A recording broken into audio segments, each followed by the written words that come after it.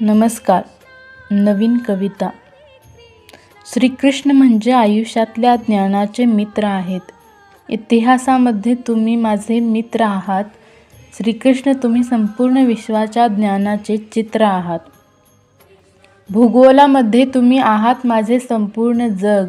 माझ्या आयुष्यातले आश्रयस्थान आहेत तुमचे चरण कमल पग. जीवशास्त्रामध्ये तुम्ही माझे हृदय आहात.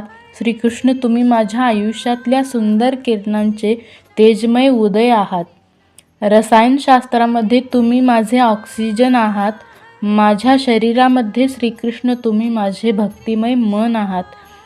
गणितशास्त्रामध्ये तुम्ही आहात माझे उपाय.